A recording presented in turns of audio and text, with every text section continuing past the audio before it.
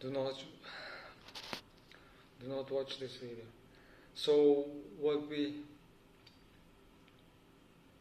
look at top performers at any field, top 10 performers, what separates them from the rest of the population is they tend to be more sociopathic, more asshole and narcissistic, self-centered. And we are not wrong for thinking that. What do these people do that separates them from the rest of the population? So before that, we must understand one mistake that we make in judging people. When we see that when someone is good at something, like a dancer, he's dancing so gracefully. When we say it is graceful, we cannot do anything with this information. It's useless. When it's this person is disciplined, this person is hardworking, this kind of criteria that we use to judge people are not really something that we can apply to ourselves in our lives. When we see these people, this person is really good at managing his resources while I'm bad. What cognitive footprint do they use to be able to perform in such a level? And there are things that scientifically that separate these people from from the average population. Those people tend to score higher on three cognitive footprints. Cognitive footprints are what's the word? I don't really know. So first is narcissism. They tend to be more narcissistic they tend to be more sociopathic, and tend to be more higher in neuroticism. So when it comes to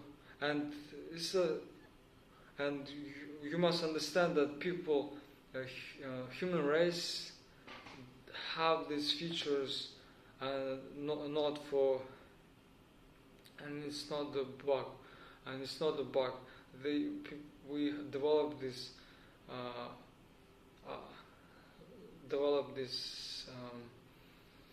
personality traits for a reason. They exist for a reason. They only become problematic when they are pushed to use the extreme, like a narcissistic personality disorder or antisocial personality disorder, which is sociopathy. So when it comes to the sociopathy, what's different for successful people, what's different is their ability to restrain their empathy when it matters.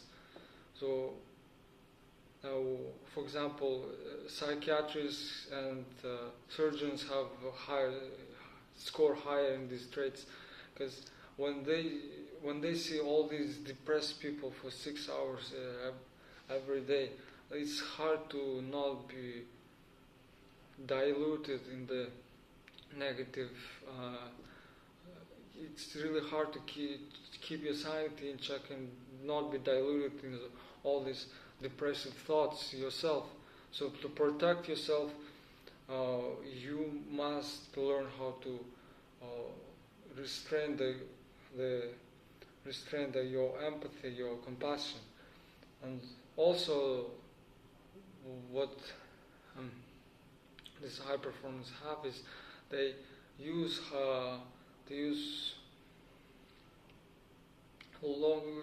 choose long-term compassion instead of short-term compassion. Which how it shows is there are, as an example, there are two families. They were in therapy. Two people who were in the temple in the in the therapy who had very similar cases. The breadwinner left the house and they were 18 or 19, and they were older sibling, and the family was struggling to look after the younger two siblings. So, and two of them chose a very different approach. The first one used the short-term empathy and decided that to look after the siblings, and help them, be a good person, and don't leave the family behind. And after 10 years, because of this short-term thinking, they didn't even go anywhere, and he became a role model and of survival, and trying not to do anything, just move through your everyday life, try to survive your everyday life. Now, but what happened with the second is, instead of helping the family, they decided just leave them behind, even though they struggled a lot at first, and study and go to college and start and work really, really hard. And after 10 years, what they end up is, they ended up getting a really good job and making a lot of money that was very uplifting for the family, and they also became a role model for his siblings, and they also applied to college and started the jobs, and they got really good jobs. That's what you have to look out. Look at your everyday life and what short-term sacrifices you are making, what short-term benefits you are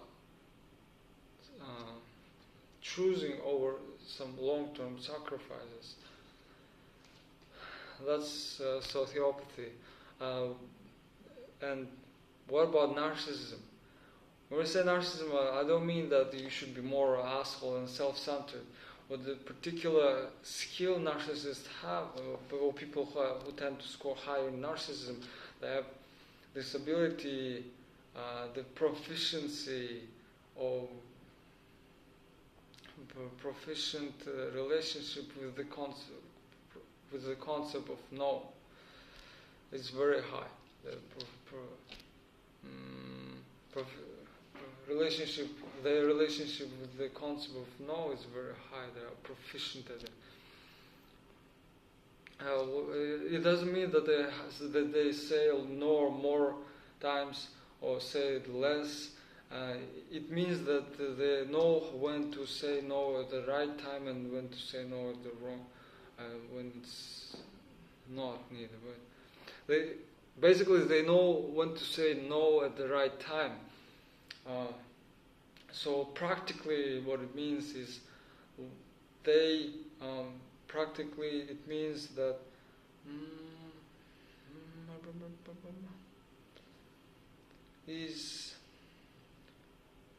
when you are helpful and when you have difficulty saying no, people around you, all the people around you, they can figure it out, and they keep asking you no.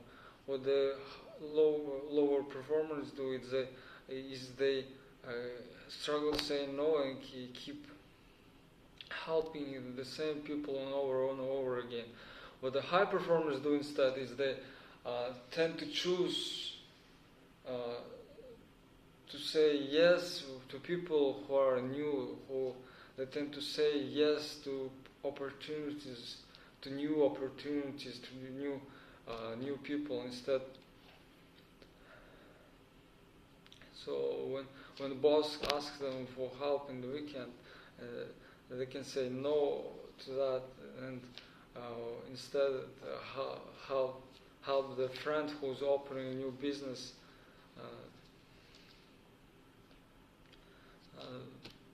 Say no to right, yes. Say no to new opportunities, basically. much else. We're professional.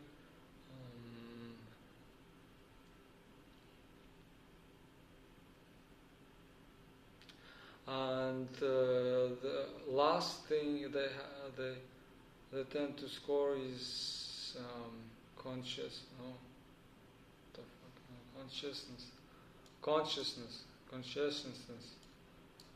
neuroticism. Yes, neuroticism. So before going into neuroticism, what it means basically is the people who are higher on neuroticism, they tend to worry much, what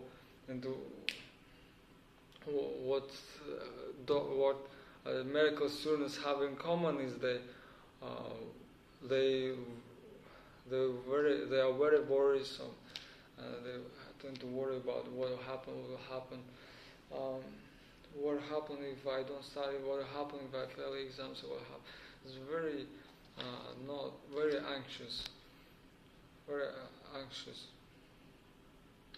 And instead of on the Friday night, instead of going to the party with their friends, they sit and study because of this all this negative fuel. And this is it's considered a coping mechanism, B-tier coping mechanism. To understand about coping mechanisms is the behavior that we do when negative things happen to us, the way we deal with our emotions. So why is this so these high performers are action-oriented coping mechanisms. So when they feel negative on the inside, they tend to focus on the outside, trying to change the environment instead of to fix what's internally. This creates a very negative fuel inside them.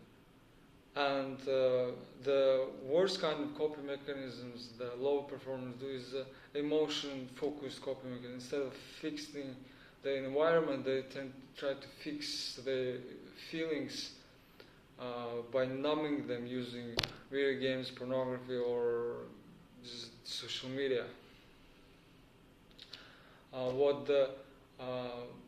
But there are also one tier higher, and it's a topic for another day, is coping with negative emotions by using cognitive reframing.